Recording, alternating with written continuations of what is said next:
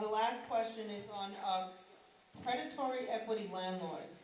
The current Attorney General has sued predatory equity landlords but has agreed to settlements rather than taking them to court. Will you be suing predatory equity landlords, and will you be taking them to court or settling? Or rather than settle, take them to court? Let's go with Mr. Schneider. Absolutely, and I've already worked on cases with the Attorney General's office with two of the biggest abusers, own a lot of property in Upper Manhattan, Pinnacle and Vanguard, and I am happy to say that we've succeeded in helping get witnesses together. And look, part of the problem with going after landlords again is people are afraid, and we have to provide the resources and the support for people to do this. I have supported for years, long before I was in public office and when I was just an activist, reforms to, again, a totally unbalanced system with regard to rent regulation, with regard to the powers of landlords versus tenants. But let me just mention that once again, a very important aspect of this problem is the pay-to-play issue, right? I mean, so let's just be honest about this. It is a political problem, and it requires, as Richard's been talking about, it requires the will and the ability to actually move things politically through the system, to organize people and change people's attitudes about stuff. Just because you, under a set of laws that have been created by the government, take possession of a building and you get to write off your mortgage interest and all this stuff, God did not create the mortgage interest deduction. That was created by the government. I read Genesis. It's not in there. So the advantage for landlords is created by the government, and then when the government wants to come in and try and protect tenants, they complain. Well, okay, they have the right to fight. There are some good landlords out there. Those guys should, just as I say, Democrats, we have to be the harshest critics of corruption, fraud, and waste because we believe in the public sector. The Republicans like government programs that don't work, right? They like that.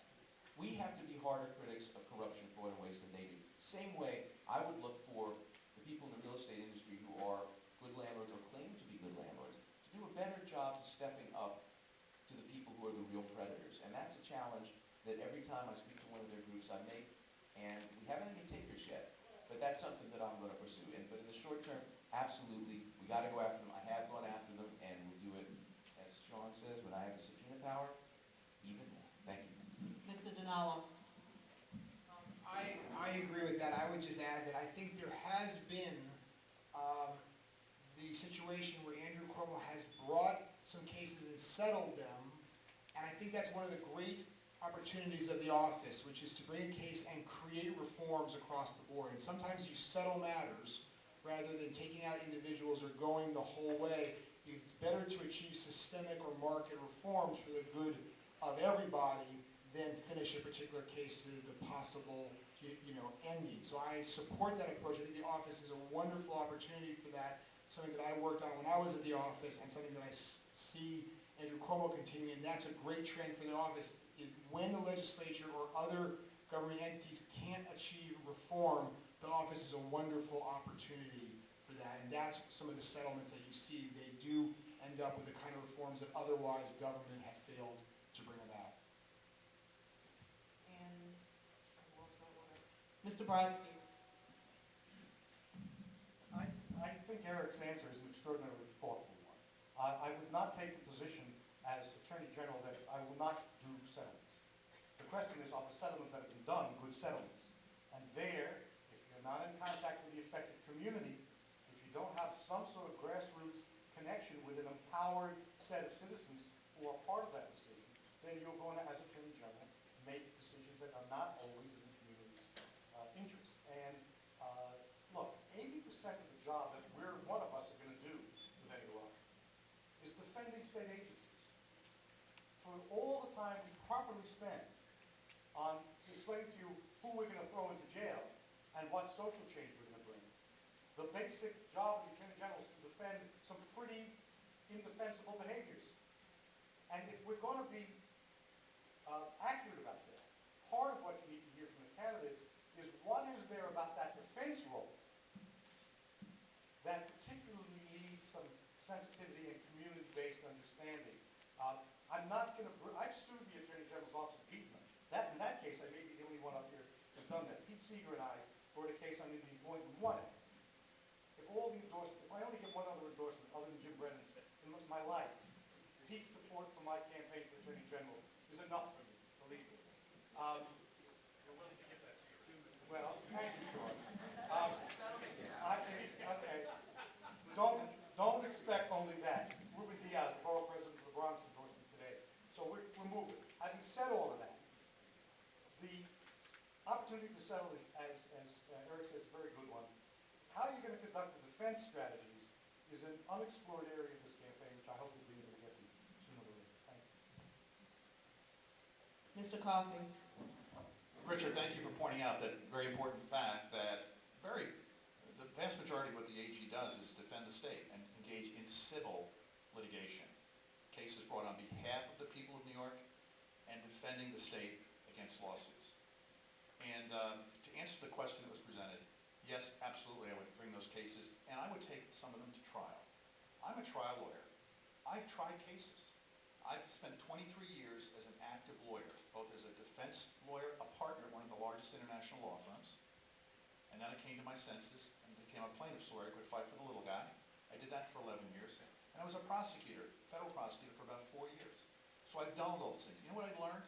When you are known for someone who takes cases to trial, you get better results. So, for example, I tried a case in Arizona against Arthur Anderson, used to be a big audit firm, where they had blown an audit. It was the largest nonprofit bankruptcy in history. And 13,000 retirees lost everything. Everything. I took that case to trial. A week before the trial, they said $100 million, largest settlement we've ever paid in our history, take it or leave it. I said, see you in court. Second week of trial, $217 million settlement. Time and time again, I've seen that. In WorldCom, the bank said $35 million, take it or leave it. $35 million. I got $6 billion. Why? Because $2 billion the day before jury selection. Because they knew I was going to take the case to trial. They thought I was a little crazy, and I didn't mind that they thought that. So in the AG's office, I'm going to take more cases to trial. 3 things will happen. The defense costs payout for the state will go down. The recoveries for the state, when they bring claims, will go up. And I'm going to have a lot of bright young lawyers applying to come to work for me, because they're going to say, I can learn to try cases in Coffey's AG's office. And I'm going to do a lot of things to bring in young lawyers into the office, including a diversity initiative. I'm absolutely committed to having the Attorney General's office reflect the diversity of the state of New York, the people of New York. Absolutely committed to that. And so I will take those cases to trial. And sure, most cases settle, but I'm telling you, when they know you're going to try the case, you get a better deal. Thank you. Thank you. Ms. Rice? Well, I've been a trial attorney myself, and I agree with Sean when he says that the more you show that you are not afraid to go to trial, very often you get the better results.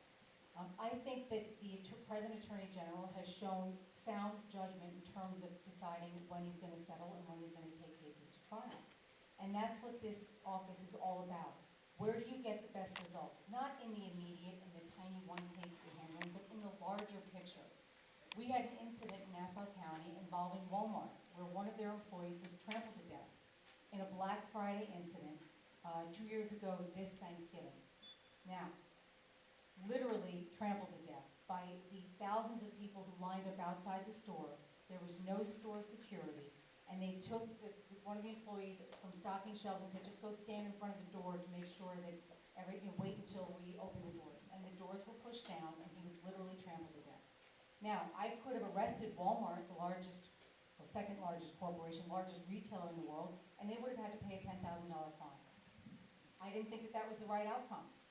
As the DA, what I wanted to do was ensure that this kind of a tragedy never happened again.